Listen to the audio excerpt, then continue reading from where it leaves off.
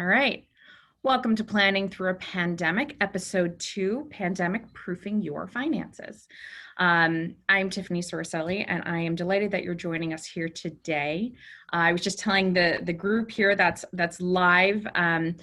There is more of my background on the first episode. I will give you a Cliff Notes version of it today, just to give you a little bit of context if you were unable to join us in that first episode.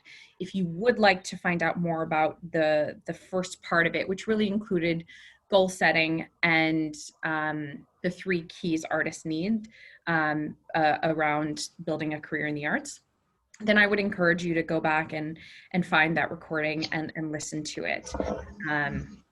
The other thing is that today there is the PDF, and I was able to share it on the front end. So at the very beginning of the chat, you will see a link to the PDF hosted over at Virtuoso Advising for Artists. Feel free to click on that and bring that up. That's meant to be a scaffold for some of the notes that you can take during this, or you can use it as a worksheet that you can come back to when you're listening to a recording or not. For those of you listening to the recording, the PDF will be shared in the notes of this video. So who I am, how we got to today. I'm Tiffany. The Cliff Notes version of my background is I went to school to be a singer, classically trained, and while I was in school, I added a business degree.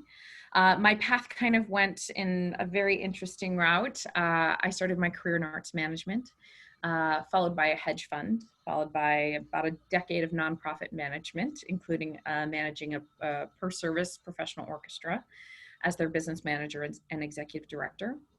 I've served as the development director for New York statewide nonprofits, including a private college and an organization for parks. I have closed some very high level 6, 7, 8, figure fundraising asks in my development career. And in the planning experience that I was having, I realized how if everybody could have access to this level of planning and financial advice, everyone could achieve their goals. And that inspired me to follow my path into personal financial planning.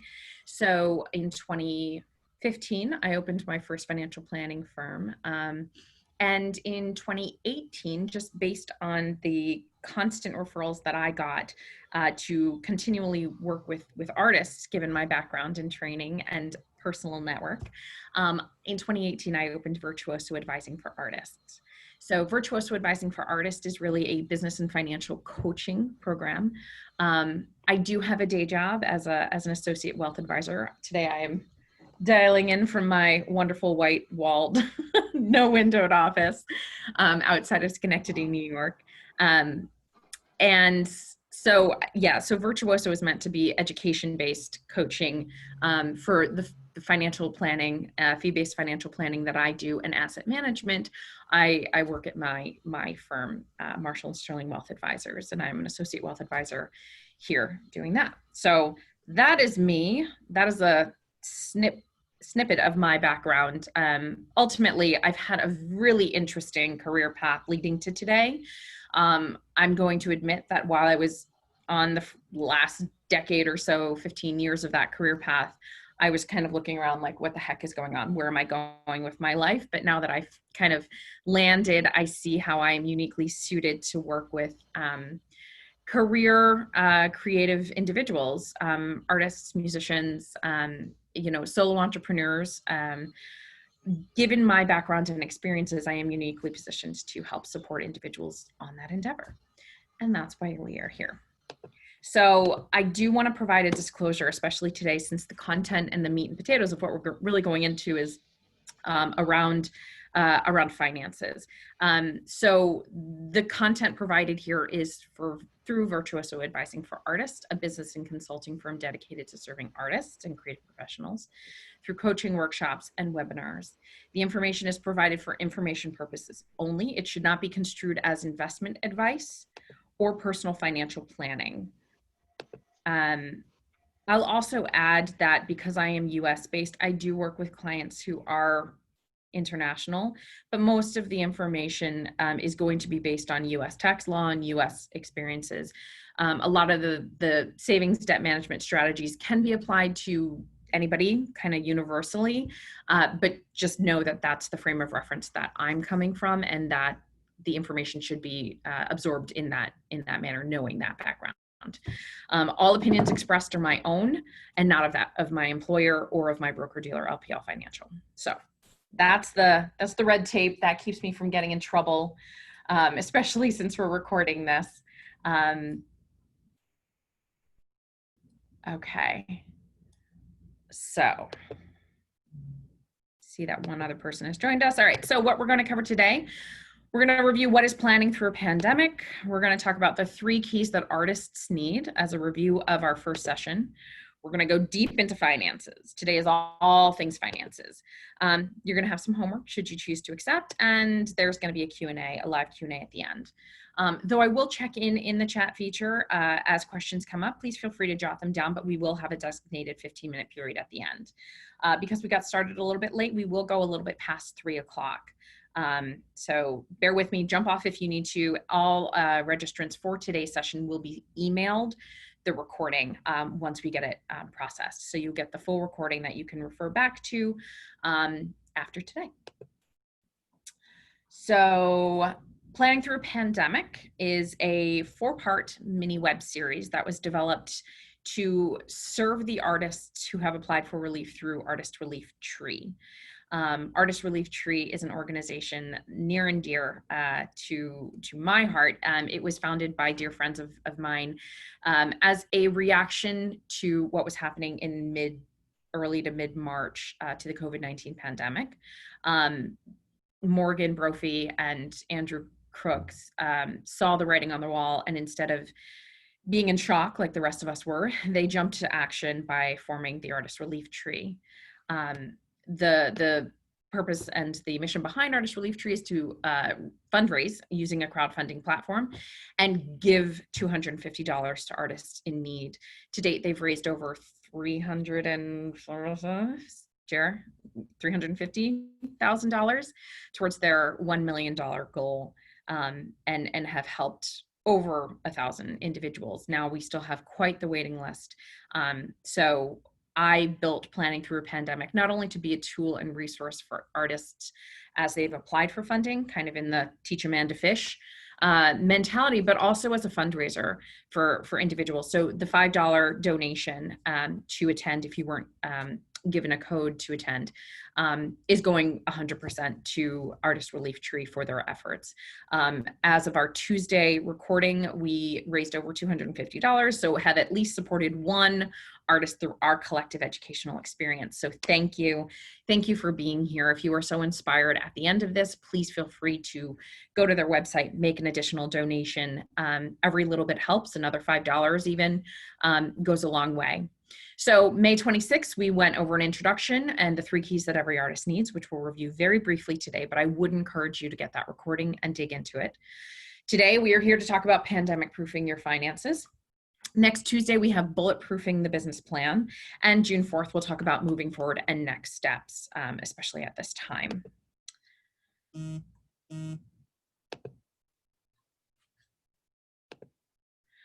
So talent alone cannot serve as the basis for a sustainable career in the arts anymore.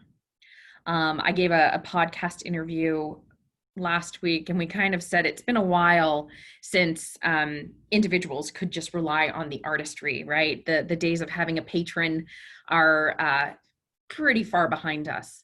I think if you are building a career in the arts, you have to look at it from the lens of you are a business owner, and we have to start thinking strategically like entrepreneurs and business owners. That means taking responsibility for the vision of where you want your career to go. It also means that you have to spend some time on the not so fun stuff, the not so sexy finances, the accounting, the tax filing, making sure that you're following a profitable business model while you're pursuing your goals is a key. Don't think the PowerPoint loaded for Amanda, stuck on a projected slide view. Carrie Lynn, because I can see your picture. Do you see a brain on the screen? What I have is it's the PowerPoint with the Microsoft. However, yes, it's not actually loading. I don't know if you need to click on the PowerPoint to begin. Let me see, because I am into the PowerPoint. Y'all, we did not have these issues on Tuesday. Bear with me. I will fix this. Mine is still stuck on screen 1 too. Sorry. Thank you. No, I appreciate it. Goodness, y'all should have spoken up a little bit sooner. I'm glad you did, because otherwise I would have been like halfway to the races. All right, so what I'm going to do is I'm actually going to assign my desktop.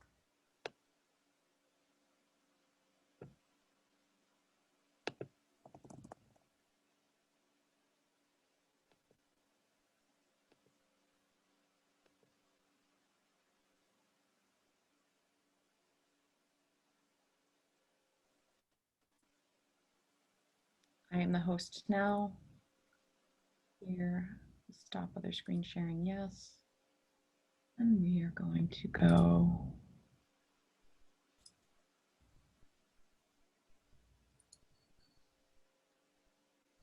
Somebody let me know. There is movement. I can see your mouse. I think what you need to do is put it in the Yep. slideshow mode. There we go. Bravo. Awesome. Yay. Accepted sharing this screen and not.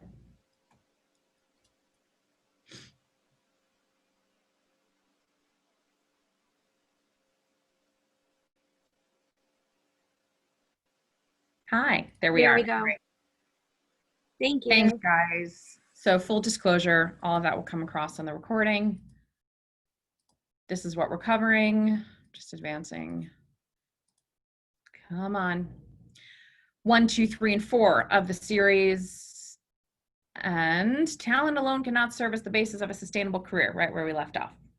So it is important to think of yourself as a business owner and really be thinking strategically about the business. So today we're going to review the 3 keys and then dig deep into finances. So the 3 keys really are: know where you're going with clearly defined goals, alleviate the fear and stress and worry of living on an inconsistent income stream by having a financial plan, begin thinking like an entrepreneur by building a targeted business strategy. And this is a piece that we are going to dig deeper into next Tuesday for anybody that signed up for session 3. So finances. A lot of times when I'm working with artists, the question comes up, what is a financial plan? Like, what really is a financial plan? And I think it comes up to 3 components, right? So a financial plan is a document containing a person's current money situation, their long-term monetary goals, and the key component is strategies to achieve the goals, action steps. It's those 3 pieces that really make a comprehensive plan, because if you just have the current money situation, sure, an analysis is helpful. We love data to help inform decision making, but you need to have those 3 components working together to build the strategy, a plan essentially to move forward. Oh, wrong advance. So getting clear on your financial behaviors will help you align your daily, weekly, and monthly activities with what your long-term goals are, right? I teach, especially in the group courses, that 90% of what we do every single day is habit. This is based on the power of habit. I sourced there, but think about your experience in terms of like getting ready in the morning. You have the same routine, you know, brush your teeth, wash your face, whatever. Those of you who have cameras on, like a show of hands, how many of you have like gotten up, started your commute in the morning before even realizing that you're en route, right? Like I can drive down my block, maybe even a little bit further than that, without really turning on my brain yet. And that's because so much of what we do on a daily basis is habit. We do the same thing with our financial behavior. So much of our spending, so much of how we handle our finances, so much even down to the very brands that we buy are habit.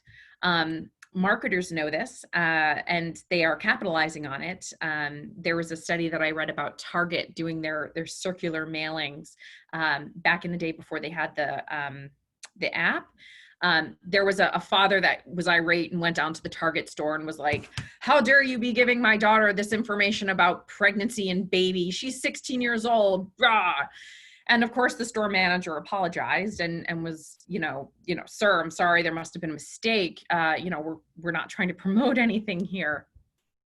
But the algorithm that Target had was so strong in that they were able to pinpoint one's spending behaviors by tracking and metadata, right? Big data, capturing credit cards, point of purchase, utilization of their app. And they knew, for instance, if you bought skin lotion, a package of water, and cotton balls in a certain time period, odds are you could be pregnant. I don't know the algorithm, but this is the computers doing this. Turns out that Mr. Father, kind of came back a week later and apologized. And this was a report that I was reading, because he did find out indeed that his daughter was pregnant. His words in the article were, there have been things going on in my house that I was not aware of. And he apologized. So I think that this is important to realize that the big data companies know this, where we shop, and how that data is being tracked is already being categorized and collected. What we need to do is be aware of it as consumers. When the targeting happens, it's because there are major life periods. My Surface just turned off, but that's okay. You can see me. There are major instances in life when you make major brand changes, growing a family, getting married. That's why when you create a registry for getting married, it ends up creating loyalty to that brand for a long time. And that's what consumer companies are trying to capitalize on. So when we think about the power of habit and what we do on a regular basis, it's important to become aware of your own habits and how it's influencing your achievement or lack thereof of your financial goals. So identifying and understanding your financial behaviors will help you align the daily, weekly, monthly activities with your longer term financial goals. I'm going to say this is very weird that I can't see you guys. Oh, there we are again.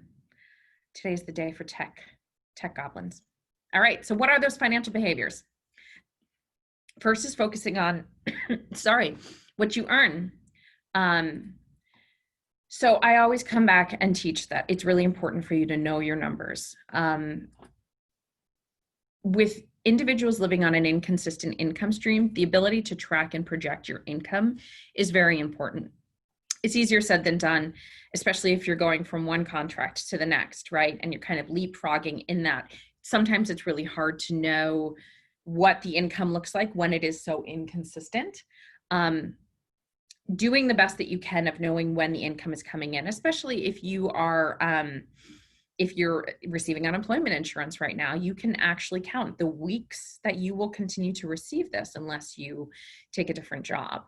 So being able to project that out long-term creates a system and a schedule that you can then plan for. If you know, in a perfect world, right, in a non-pandemic reality, if you know that you have contracts coming in June, August, and November for, maybe it's 1,000, 2,000, and 3,000. You can actually start projecting out and making some decisions, like maybe you're not going to overpay on debt right now, but you're going to wait until that $2,000 commission comes in or contract comes in, to then defer making some of those financial decisions. But planning on the income really relies on you being able to track that income and plan accordingly. If you are lucky enough to have consistent income as a basis and then supplement that with maybe contract work above and beyond that, still being able to track and project the income is important. If you are a performer and you have, a gig that you're going and you're doing in July, it's important that you project that income when you think it will truly be received. Many times I'm working with individuals and they're like, well, we're doing this performance in July. And I ask, well, what does the contract say as to when you'll be paid? Because if it's, you'll receive the check when you have your last performance that night and it's designated, then you can plan in July, you can put that money in your projection.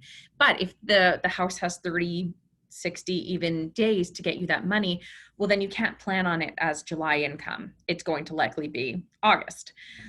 Making sure you know the data and the details around your income down to that level of detail is really important. It also gives you a basis for following up if, for instance, somebody hasn't paid you. life gets busy, and we all get busy with our day-to-day. So it's very easy to go weeks without being like, never received a check for that thing that I did, so it allows you something to follow up with if you know that you're projecting your income and tracking it.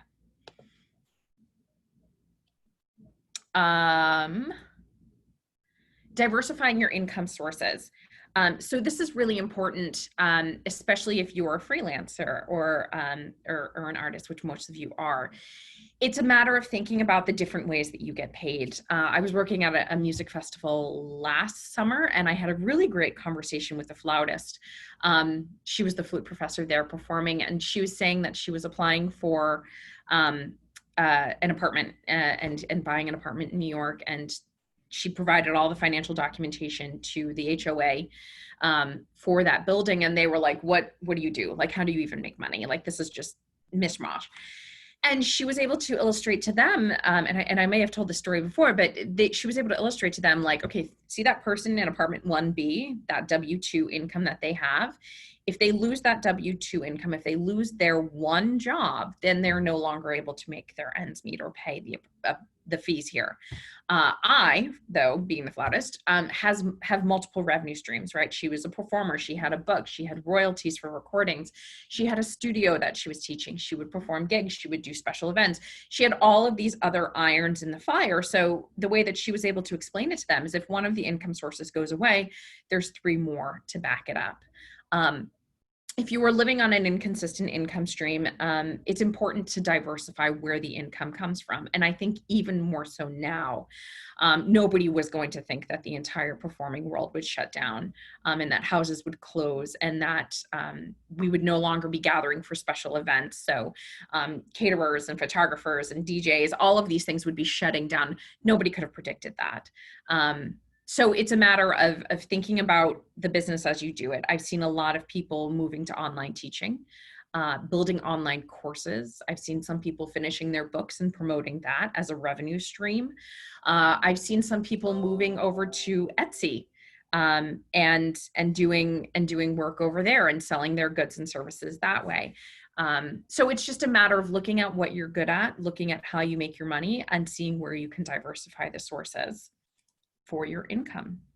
And then this is the last piece, taking ownership of your income.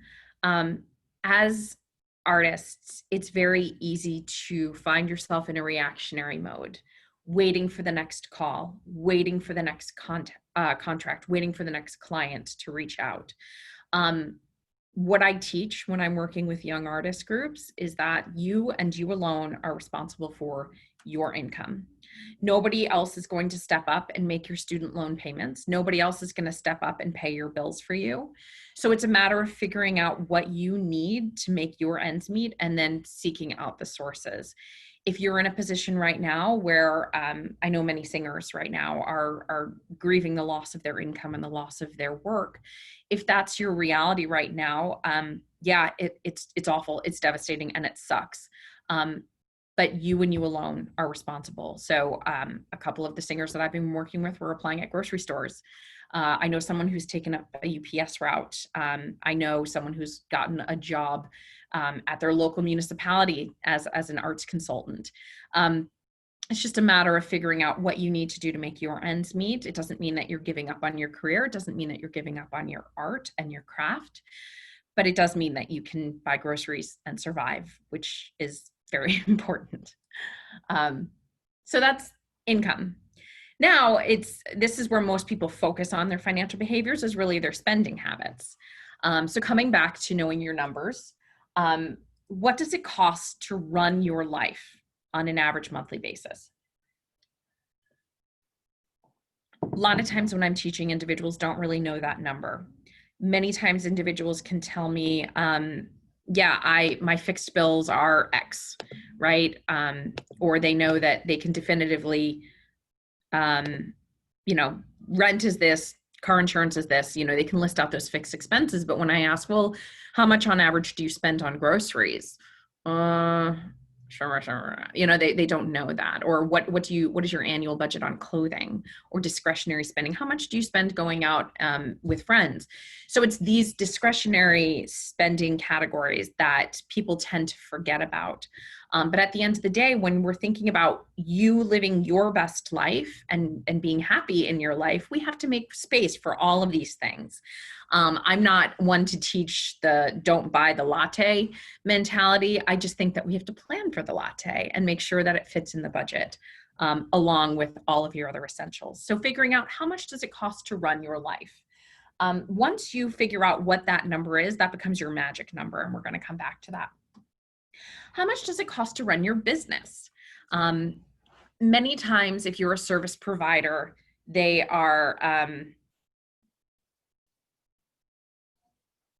discretionary spending. I think it's funny when I see my name pop up because I am not typing that. That's Jeremiah typing that, I think. When you are a service provider, you identify largely that you are your business, right? One and the same. It's really important to understand what is the cost of your business, what is the cost of your personal life, and what is the cost of your business life. Though there might be overlap, right? You need your internet in your apartment for your business, but also for life these days. There are going to be business costs associated just with the business side of things, right? If you are a musician, maybe it's the upkeep of the instrument, the training, the scores, the tools and resources there. If you run another business, it's the cost of goods that you're selling, the cost of your time, the cost of those services provided. There are inherent costs. It's important to know those bottom line numbers, especially now, given the fact that we're in a very strange financial world right now in this global pandemic. Understanding what the cost of the business is has been essential for many people applying for some of the loan forgiveness, the loan pay loan programs, or the SBA loans or something like that. Understanding, okay, if I can get a loan for $15,000 and my business costs are $3,000 a month, my overhead, that'll sustain us for a good 5 months before things start picking up again. So understanding what those inherent costs are and then controlling them from a personal and business side are very important. Tracking your expenses, tracking down to every single penny. Like I said, most people, when I'm working with them, they can tell me what their fixed bills are. They can tell me what their rent and their utilities are. But knowing, what does your entertainment budget look like and what do you spend on discretionary purchases is really important. The number one area that people tend to overspend in their budget is usually on food and drink. And that's because if you were buying shoes, $300 on shoes every month, you would eventually run out of closet space, right? Like that's a physical representation of the money going out. But when you're out with friends, or when you're out with a date, or even taking yourself out and you swipe the card for a meal, there's no physical representation other than the fact that you're pretty full. So that's the number one place that people tend to underestimate what they're spending. It's important to know what you're spending so that you can plan around that. Again, the idea is crafting a budget and a plan that supports your whole life, not an austere life. But you have to have the data, you have to have the numbers, you have to know what your financial behaviors are to plan according to that. So how do we track those numbers? There's a bunch of resources out there. There's an app for everything, right, these days. In the chat feature, go ahead and list if you use an application to track or to keep track of your budget.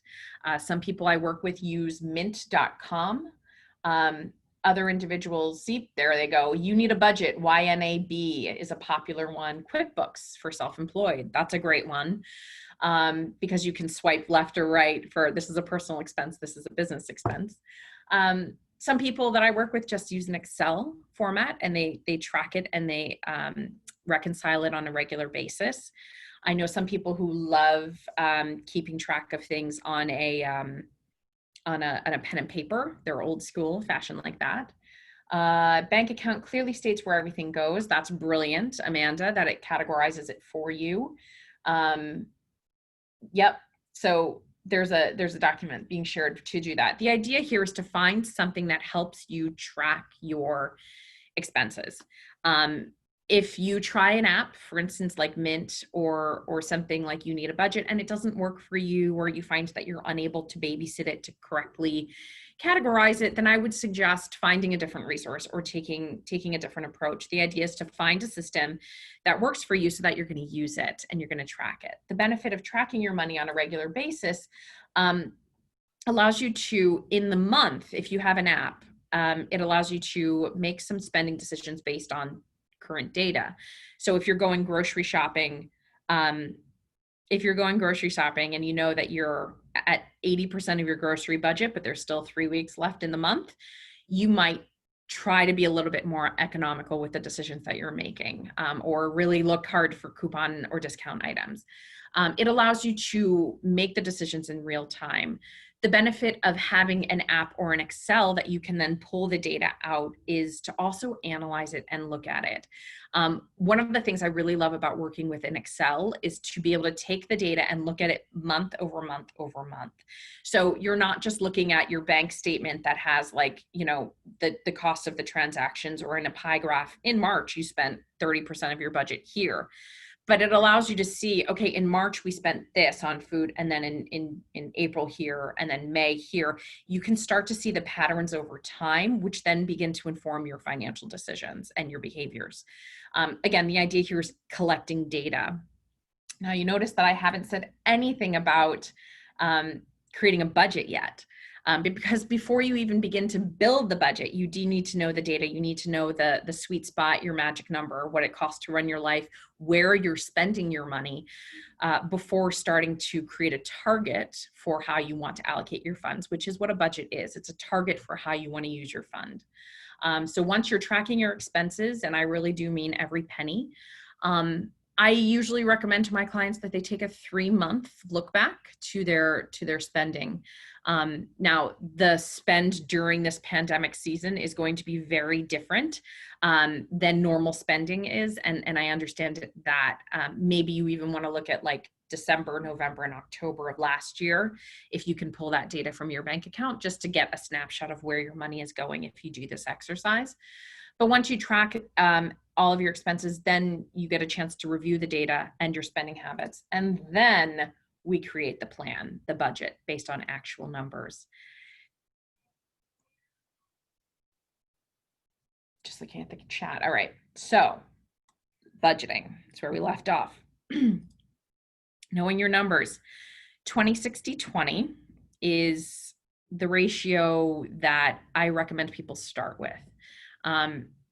This will change depending on where you're living, what the cost of your life is, what the cost of your living expenses is, but it gives you a framework to begin with. And so what this means is 20-60-20 means 20% of your budget should go to savings. 60% of your budget should be for base living expenses and essentials, and 20% on the back end for discretionary spending, clothing, dining out, entertainment, anything that's not an essential. Many times,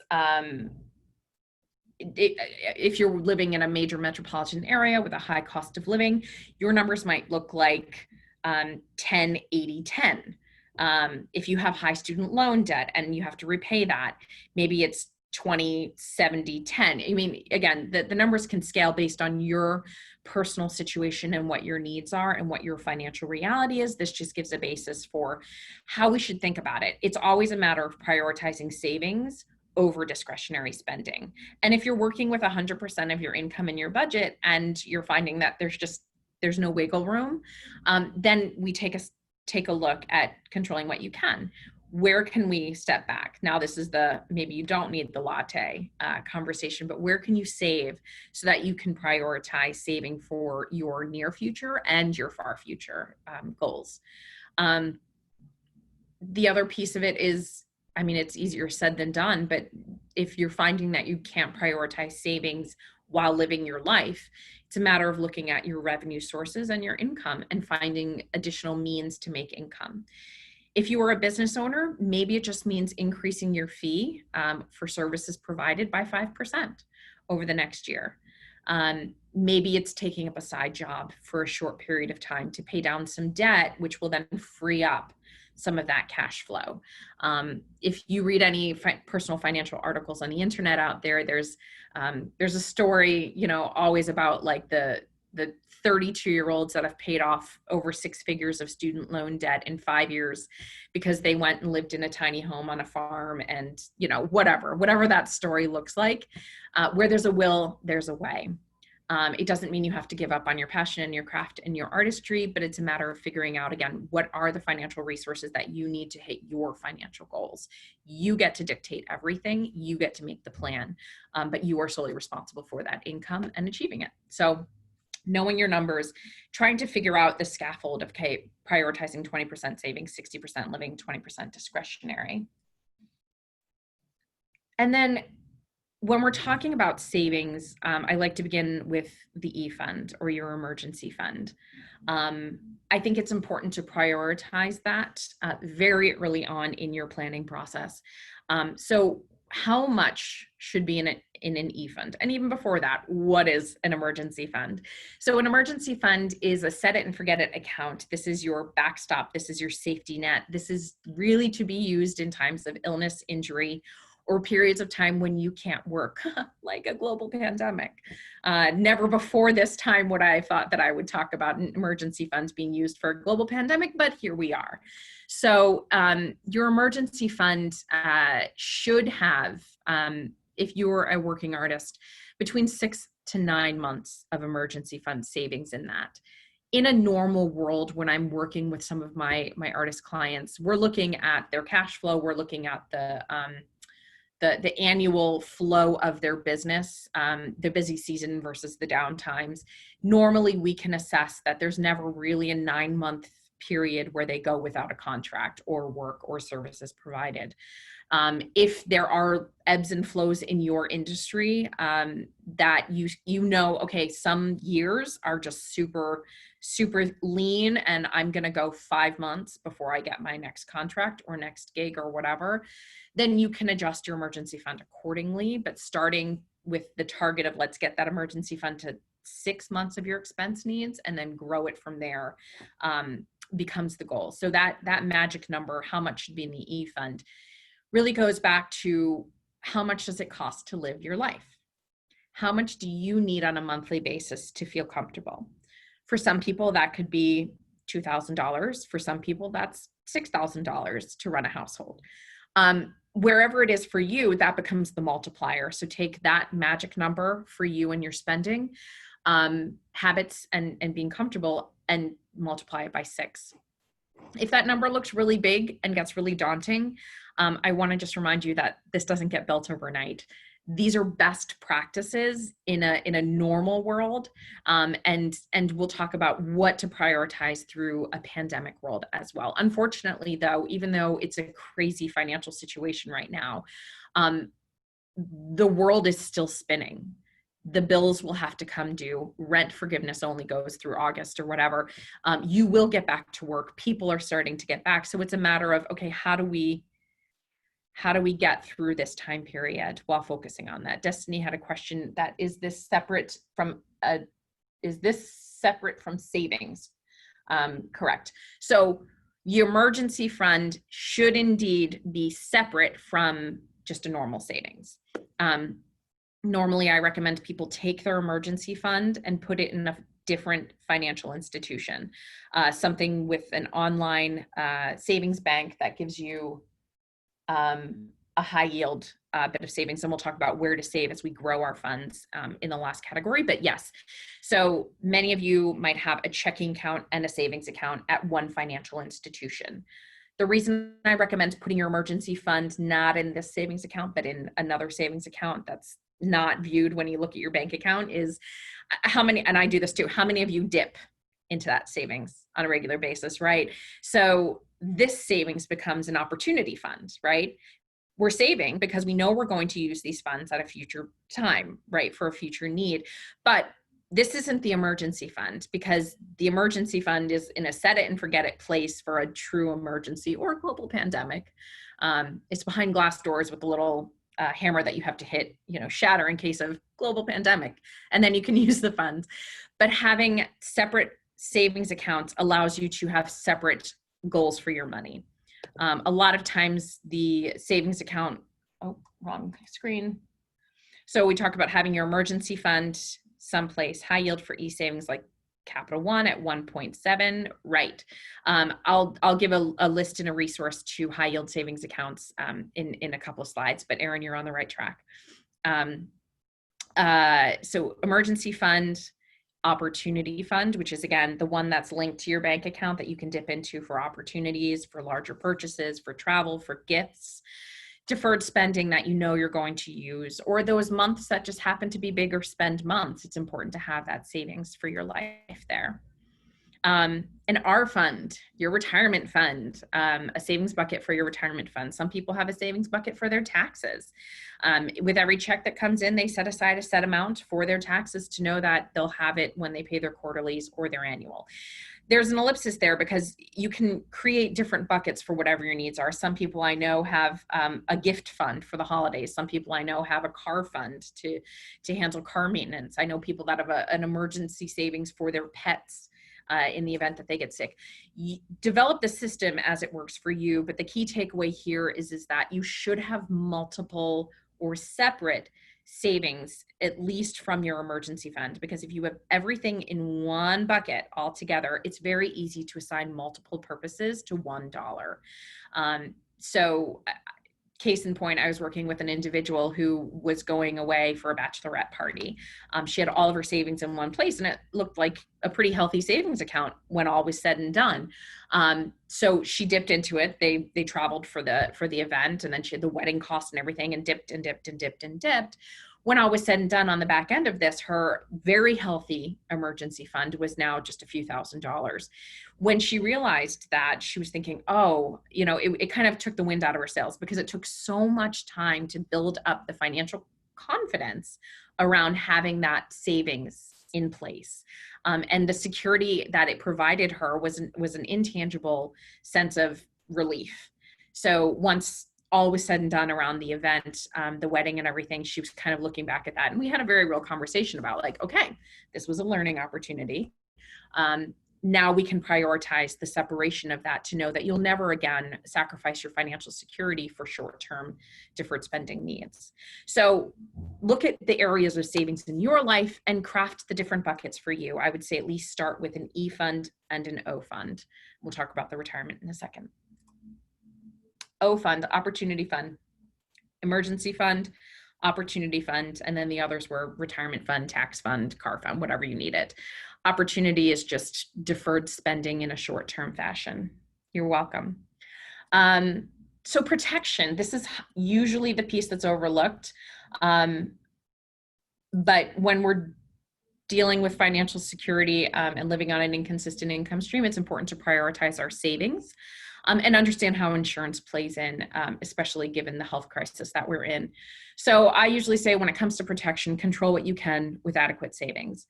In an ideal world, the goal is to build up enough in your emergency fund or in savings to know that you can almost pay yourself during the lean months. If we know, for instance, you need $3,000 a month to live, and some months you make 5, some months you make 2, some months you make 7, the idea is to be able to have the savings in place to fill in the gap, to keep you on a level living income, to stabilize where you can, where the inconsistencies fall, by having your own backstop. So control what you can with an adequate savings. Again, we build to this over time. Protect that savings with good financial behavior, not necessarily spending it all for a bachelorette in that example that I gave you. And then understand that insurance companies take on the risk when the financial impact is too big to bear. This is why you have car insurance. This is why you have homeowners insurance. And though we're not going to spend a ton of time here, I do want to say that a GoFundMe is not a life insurance policy. So if there are people in your world that you care about, then look at adequate insurance planning. For most people who are healthy, taking proper protections to ensure either their lifestyle or their overhead or their life for the other people in their world is very economical. And again, the risk of not having those levels of backstops in place could be devastating to a financial strategy. That's where we talk about protection. So growing, this is the sexy stuff, right? This is what everybody really wants to learn about, investing. And just to highlight the disclaimer, none of this is meant to be investment advice, but this is just information for information purposes. So with average inflation over the last 30 years being 2.5%, it's important to take and utilize different resources for growing your assets. If you are the type of person who is fairly fiscally conservative and you've taken all of your savings and you stuck it under your mattress for that 30 years, you've technically lost that 2.5%. So what that means is that $1 buys less today than it did 30 years ago. So this is important to note because when we think about making long-term financial strategies, we want to utilize and build efficiencies around your financial systems with this in mind. So your high yield savings account, two places that outpace inflation are the stock market, which is why people utilize that for long-term investment or savings needs, and a high yield savings. So nerdwallet.com is a third-party resource. They're wonderful because they aggregate high-yield online savings accounts on their website. If you go to nerdwallet.com, there's like a bar and you can go to the right and check on their savings. And they provide real-time aggregated data about high-yield savings rates, again, 1.5, 1.7, to also give consumer feedback about like, I like working with this bank or not. So you can see what other people are doing if you're looking for creating a high yield savings bucket. But the goal of putting your emergency fund in a high yield savings account versus invested in the stock market is in the event of a true emergency. And this is a perfect example in the pandemic. If you had your emergency fund, $18,000 or whatever, sitting there in an invested account, and a global pandemic hit and a true emergency happened because the rest of your contracts for 2020 were canceled. If you go to get your emergency fund, but it's invested and a global pandemic hit and everything is shutting down, your account in mid-March was probably down around 30%. If all of your assets were there, then you would have had to still rely on those assets, but then you would have locked in the losses by having to pull money out when the market is down. So I recommend putting your emergency fund in a high yield savings. Again, it's not going to outpace inflation at 1.5 or 1.7% rate of return, but at least it gets some growth over time while making sure that your money is FDIC insured, which is protected at a true bank. And it's there when you need it. Okay. The whole point of an emergency fund is that it's there when you need it. We don't want to take on the risk of volatility in the event that you lose all of your income sources for the year and a global pandemic hits. So utilizing a high yield savings, the nice thing about having it in a separate institution, like I said, is that you can set it and forget it. You can pay it like a bill, $10 every Friday, whatever, transfer those funds. And in a couple of months, you'll be able to log in and see, that's growing at a nice little clip and you didn't even feel the pinch.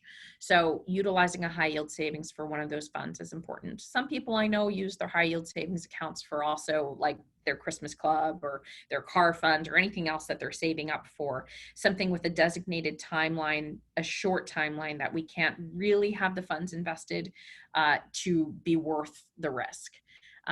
So when you're growing your assets, looking to maximize efficiencies, and then utilizing the stock market for other long-term needs, like your IRA, like your 401k if you have one, a 403b if you work for a nonprofit.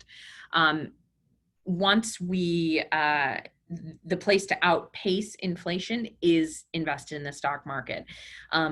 Knowing that investing in the stock market has inherent risks, it's important to align your portfolio and your objectives with what your risk tolerance and your time horizon is. There are diagnostics all over the internet that you can take to really ascertain what your risk tolerance is. If you have questions, my email's at the end too, because I could send you one and walk you through that. One key thing to note though is even if you're a pretty conservative investor, like I am, I'm a very conservative investor. I think I'm 37 today, but I think my profile investor looks like I'm like a 78-year-old person in terms of I'm very conservative. That being said, given my age, I have risk capacity. So even though my risk tolerance is low, my risk capacity is fairly high given what my goals are. So it's important to understand those differences and make sure that the financial strategy that you're building encompasses both of those. I know some people create their IRAs kind of DIY fashion. And they use passively managed accounts over at Vanguard or TIAA-CREF, some of those free IRA tools. It's a great place to get started. I do recommend most people eventually get to a stage where they do work with a financial team.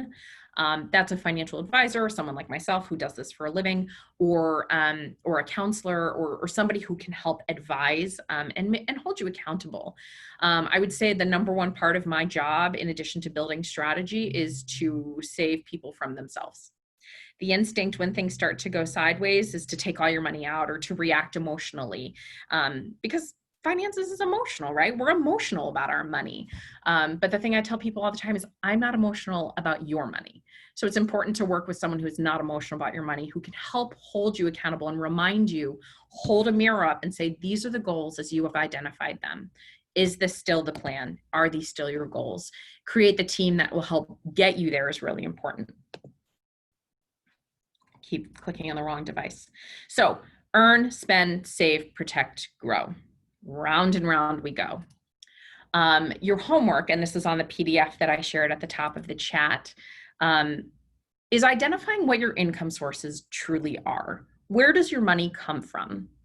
If you're a business owner, where are the ideal clients? How do you bring in income from the services that you provide?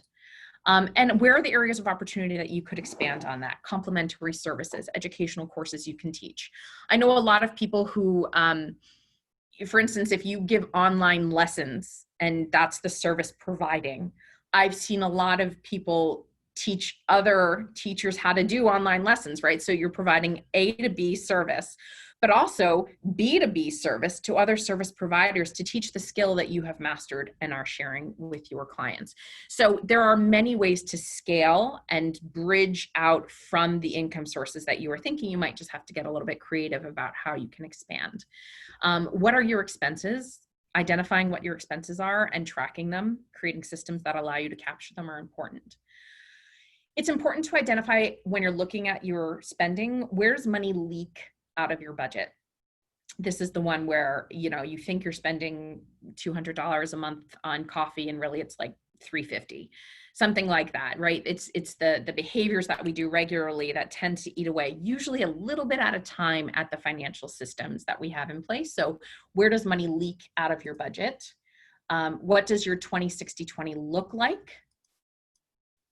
And identifying that. For those people still wondering, we are going a little bit past the hour because we started late. I've got about 8 more minutes of content, then we'll do the Q&A at 3:10. So if you have to jump off, like I said, you can grab the recording. So debt, I always want to bring up and the importance of addressing some debt because this is usually the big question. And somebody emailed me prior to this really saying, in this time, do I prioritize debt or do I prioritize savings? So there is good debt and there is bad debt. The important is understanding the difference. I like to teach the debt hierarchy, which really starts with, kind of at the bottom in order of attack, consumer debt, credit cards, then go into unsecured loans, a personal loan, for instance, that you might have gotten to move or something like that. First, you want to attack the high interest credit cards, then go into the personal loans, then more of like the secured loans, like a car loan or something like that in terms of accelerating that. Then we start accelerating and paying down student loan debt, and lastly, a mortgage or something like that. So from worst to best, right? That's kind of that order of attack. It's important to look at your budget, and really the debt piece of this should fit in your essentials. And if you're, like I said, if you carry large student loans or a lot of credit card debt or something like that, it should shift to reduce your back end, your discretionary expenses versus eating into that first 20%. If you have credit card debt, or if we have like bills that we need to pay with today's income, we have to pay yesterday's bills, it's important to reduce the extraneous or extra spending today while paying that down. That's best practice.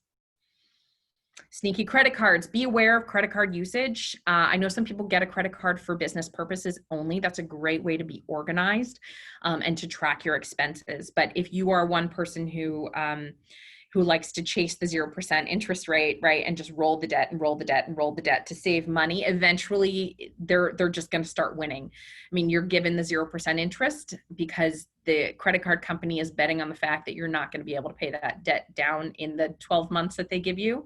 So it's a matter of, if you're going to do a plan like that, make sure that you can execute it in the 0% time. Don't continue to chase the debt.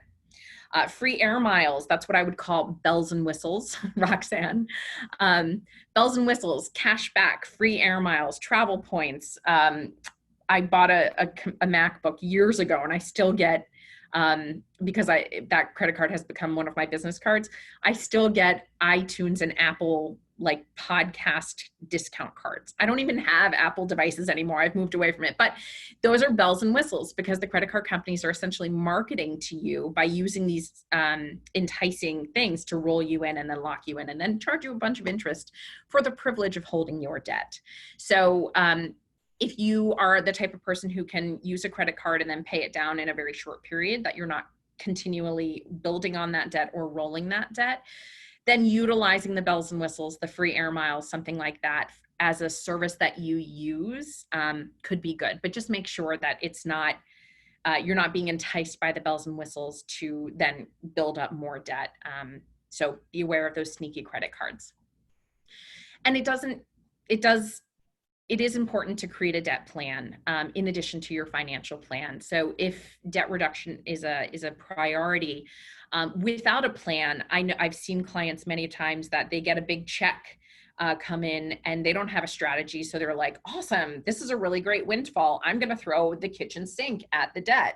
I'm going to pay off my credit cards. I'm going to feel really good about this for 49 seconds. And then turn around the next month, the income isn't there, and now they have to create more debt by putting it back on the credit card. So have a debt strategy that can execute and eliminate debt over a long period of time. I have a proprietary formula that I put together, so you can email me. I'd be happy to build you a debt strategy if that's a priority of yours. But have a plan around the debt so that you can eliminate it and not get stuck in the debt loop of paying it off and creating more and paying it off and creating more. Last thing I want to show you is really about building true wealth, which is understanding your assets and liabilities. So assets are what you own, liabilities are what you owe. Assets minus liabilities equals net worth. And net worth is really the true measure of building wealth over time. So it's difficult when you're looking at the income that you're bringing in, because it's really not a matter of how much you make. It's a matter of how much you keep. So, backwards. So knowing your numbers, understand and build your own net worth statement. This is one of the homework items on the PDF listed in the chat feature. But here I just have a sample for you. So assets, we have checking, 1,400, savings, 6,300, IRA, maybe 12,000. Value of instruments or equipment, 1,300. Value of their home is 187,000, which makes total assets 196,000. Liabilities are 3,200 on a credit card, student loan debt being 37,000, car loan maybe for 5,800, and a mortgage 165,000 for their $185,000 home. Again, this is just a hypothetical that I drew up for the example. So our clients here, our individuals, have a negative net worth of $9,112. This is a very real scenario, especially as you're building. I've had many people come to me with student loans and go, oh my God, my negative net worth is negative 50 something or whatever. It's okay, because as you pay off the debt, you can increase your savings at the same time. Your net worth will shift over time. It takes time to do it. So if you calculate your net worth on a regular basis, by keeping track of that bottom line number, you can see, are you moving in the right direction or not? That's how you measure true wealth over time. So financial best practices during a pandemic. This is the last thing, and then we'll move into the Q&A. Sorry, guys. I want to emphasize that it's important to take care of you first. This is not a time to make extra payments on your student loans just because they're interest-free and until the fall, unless you truly know that you can make all of your essential bills paid until you start earning income again. Either you have another job already, or you know how long you're going to be able to last and sustain you. Because at the end of the day, we don't want you accelerating debt payments and then having to borrow more debt after your unemployment runs out or something like that. You can make extra payments on student loan companies, but you can't call them back in December and be like, hi, I made 2 extra payments. Can I have my money back? I need to pay my rent. Like, they don't care. So take care of you first. Prioritize savings over debt reduction in a pandemic. Again, until you have a normal cash flow situation, take care of you. Prioritize savings, build liquid, feel like you're a hoarder of cash just to have that level of protection to know that you are taken care of. Use credit. I know we talked about sneaky credit cards and best practices of like avoiding the credit, but use credit when you need to during this time. If you know that your rent gets paid with the cash that's in your checking account, then make sure that you're using credit for other things to make sure that you have the cash on hand. Seek alternative income sources. Review how you're making your money, where are the opportunities, and then if you have to go get a job at a bodega or start working at a grocery store or drive a UPS truck for the next 3 months just to make ends meet, it's okay. You can take care of that. You are the one responsible for your financial security and hitting your financial goals. Seek alternative income sources. Take the time to review your plans and goals, and it's okay to change them. It's okay to say, you know what, I really thought I'd be here about now, but that's going to take another XYZ given the current climate of things. Or maybe you're like, you know what, this all has really opened my eyes to what I truly want, and make a left turn, pivot, change. You don't have to give up on your artistry even if you go in a different direction. I'm not advocating that, but I'm saying it's okay to review your goals. And reach out for help. Build a network of people who are supporting you in what your endeavors are. Maybe it's an accountability buddy, maybe it's a partner, maybe it's a friend that you guys share and talk about money. Talk about money. Nobody talks about money, but it's okay to talk about money. It's not bad. It's important that we all build up the acumen to feel confident to do so. So your homework, as it's articulated on the PDF, is write down your financial goals, review your spending habits with a 3-month look back, identify the areas of opportunity for either where you're directing your habits and your finances or where you want to reposition those funds, inventory your assets and your liabilities, find everything, and then calculate your net worth. List your action steps for what you want to take to achieve your goals. Maybe it's just inventory assets and liabilities first, right? Create action steps that you can tick off as you go, and identify an accountability buddy. This little guy is Rory. He is my son. He's turning 1 in a couple of weeks. Like I said in the first episode, if you have cute kids, might as well put them in your slide deck. If you have additional questions, you can reach out. You can schedule a Calendly session with me. Can you show that homework slide? Yes, Destiny. I'm going to go into the chat feature right now and start answering questions though. All right. How do you count up mortgage if you share with your partner? How do you count up mortgage if you share with your partner? Cassandra, I would recommend either creating a household financial strategy and net worth plan. If you and your partner do finances together, it's important that you guys create financial goals together. So the mortgage would be something that you both have, as well as the liability. If you want to split it 50-50 and just take your half of it and count it towards your net worth, you could do that as well. Opening a business account that's separate from personal accounts. Should you open another checking account or a credit card? If you have cash from the business, Zoe, you can use that to direct and hold cash in the business account. Because we went over, I'm just gonna create a timeline for this. We're gonna answer questions until 3:25, just to give that time horizon. So Zoe, if there's income coming in through the business, you can put it and use, start to build up that savings account for the business. It's just going to take some time. You might have to dip into it for personal needs and vice versa. But I would say if you have the cash, create the business account. If you have to make purchases for the business but don't have the cash on hand, for instance, if you are as a singer, I have the frame of reference where, like, if I'm coaching a role and I have to pay up front for that, but the contract for that role is not going to be received until later, I would put it on a credit card and then pay it off. The same thing with my travel. I'll buy my flights and the house will pay me back for that type of thing. It just depends on the model of your business. I'm going to scroll up just to make sure I get all of the earlier questions. I ask people to answer them as they go.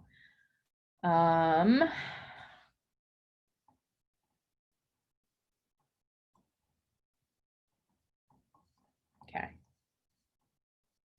That's not going to work. If you have questions, go ahead and put them at the bottom of the chat, because going up too far. So when the market dropped back in early March, you moved some money out of an investment account. Should you not have done that? Is it advisable to reinvest? I know that you can't really give advice officially. Erin, you fell prey to the emotional response to seeing the market come down, right? So the best practice, right, is to buy low and sell high. There's not going to be an ideal time to get back into the market if you have pulled out. You can do two things. You can sit on it in a general sense, not individual advice. You can sit on it and wait for the next downturn to happen. If the economy is on a little bit of a sugar high right now due to the economic stimulus from the Fed, we might have another downturn. There are some people, some schools of thought that are waiting for the other downturn. So you could sit on the sidelines and wait for that to come to drop back in. But if we go another year and it doesn't come, then you've missed out on this time. So I think it's a gut check with where you are. When you're ready to get back in, get back in. There's no perfect time. Maybe you're going to get lucky. But you know, unless you're doing the detail investment analysis, if you've moved to the sidelines and you're kind of wanting to be back in the game, get back in the game. It's important to really take a long range approach to finance and what your goals are, know what those dollars are and how they're going to be utilized.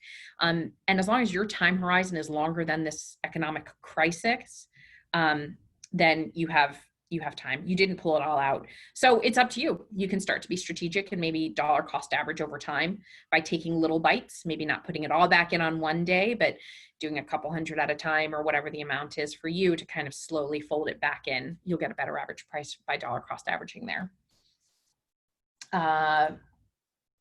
Amanda, good links to educate yourself on an investment portfolio. You'd like to get started in the next 5 years is one of your goals. Also a good number to start with investments. So most investment accounts, if you open an IRA or an individual accounts, there are a lot of, for individual accounts or a brokerage or investment accounts, there's a lot of new tech out there that allows you to invest smaller amounts over time. You can look at like Robinhood or M1 or any of these like free investment platforms that allows you to buy and sell. Acorns is a great one. So you can start to dip a toe in that way to take control of your investments. But if you are going to be investing over a long period of time, again, understand your time horizon and your risk tolerance. If your time horizon is longer, then you should be thinking more along the lines of a qualified investment account, like an IRA, as an artist. If you're on the younger side, you want to look at the benefits of a Roth IRA over a pre-tax IRA, depending on your tax situation. Roth IRAs, you're going to pay the tax today and you'll get the benefit for the long-term tax-free growth, but pre-tax, you'll be able to get a tax deduction today. So it really depends on what your tax situation is. But by utilizing a qualified investment account, you get tax-free or tax-deferred growth on that investment over a long period of time, which is more bang for your buck than just a qualified investment account. How do I know if I should do a Roth or traditional IRA? Do you want tax-free growth or tax-deferred growth?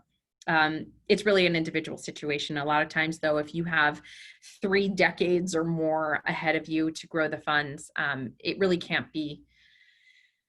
The example I give about an IRAs are the Roth IRA here is you already paid taxes and then you took the money in.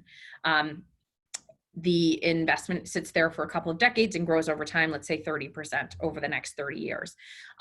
In this account, you've put $1 million away, it grew by 30%, so you've got $1.3 million in your Roth IRA. In the future, when you're looking at your bank statement, you have $1.3 million tax-free that you can utilize to supplement your income or to live off of. In a pre-tax IRA, if you put your money in the pre-tax IRA, you did not pay taxes today at today's income rate. You promised to pay it at a future date, at a future income rate, given whatever the federal tax laws change to. So the money gets over there, it's going to sit. You get a tax credit or a tax reduction for what you put aside today. Honestly, if you're earning less than say $75,000 a year, the tax credit is not hugely significant for most people in the US. So by putting your money in a pre-tax account, same scenario, you put $1 million away, you haven't paid taxes on it yet. And it grows by 30%, so $1.3 million that you haven't paid taxes on it yet. When you open your statement in the future, you can pretty much take a haircut of 20 to 30% off the top of that account value, because you will owe income taxes at your future tax rate, at your future tax bracket, for every single dollar in that account. So if you have time on your side and don't need the tax credit today, a Roth IRA would give you more bang for your buck. I would do a little bit of research on your end in terms of the pros and cons, though. Make sure that you're informing yourself and you know what the benefits are. Roth IRAs also have other bells and whistles that you can take money out after a 5-year vesting period. So definitely inform yourself about what those options are. Talking really fast because I want to provide as much information as possible. If I didn't get to your question, go ahead and put it. Thank you for answering. Is it difficult or possible to switch from a traditional to a Roth? Yes, you can convert by paying the taxes on whatever you convert. Erin, do me a favor and email me because I can probably provide you with a little bit more personalized information with 15 minutes than I can in this. Tips for how to create a debt plan for student loan debt over 6 figures and rising, especially when yearly income is not, and okay, Allie, about student loans. 2 things, figure out how to make more money if you can. That's not an easy thing to swallow, I know. And like you said, your income isn't rising. So maybe it's a matter of figuring out side hustle or side income or passive income streams that would support tackling those student loans, or putting yourself in a situation where I know some people have moved home with mom and dad to eliminate the cost of housing so that they can pay off student loans. Inform yourself of what forgiveness options are out there for your student loans. If they are federal, you could qualify for a public service loan forgiveness program if you get a qualified job at a 501c3 nonprofit, or as a teacher or a library or an arts house or whatever. There's a lot of places that would qualify. If you can do that and work your job or perform or whatever it is that you do. When we create a debt plan for individuals, we really look at the balance of the debt and the minimum payments. And I know that student loans, you have to really drill in to figure out what the individual rates are for everything. But once you look at the balance of the debt and the payments, calculate how quickly each one of those individual loans would be paid off. And then if you can make extra payments while making your student loan payments, direct the extra payment towards one individual loan at a time. So essentially you create like a snowball effort, or you spotlight one loan at a time. So everything else gets the minimum payment and we just attack one at a time. And then when this first loan is paid off, that minimum payment rolls into the next one and then rolls into the next one. That's the quickest way that usually ends up paying the least amount of interest for attacking student loans. But really it's a matter of doing anything you can, selling whatever you can, freeing up income wherever you can to really attack those if forgiveness isn't in the cards. Do me a favor though, make sure you call your loan provider and find out when they would possibly be forgiven if you don't pay them off. Many student loans out there are designed to disappear after 25 years. I've worked with a couple of artists where we've picked up the phone together and we've called the loan provider, and the person on the other end goes, do income-based, honey, because your actor's salary is not going to charge you anything. So make $0 payments, pay what they ask for 25 years. And after 25 years of income-based repayments, whatever's balanced is forgiven. We documented that call, the date, and who we spoke to. And that's part of his plan now, is to know that his loans will be forgiven after 25 years. So call, do the research, you got it.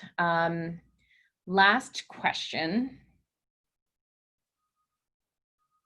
Anybody out there have one more question?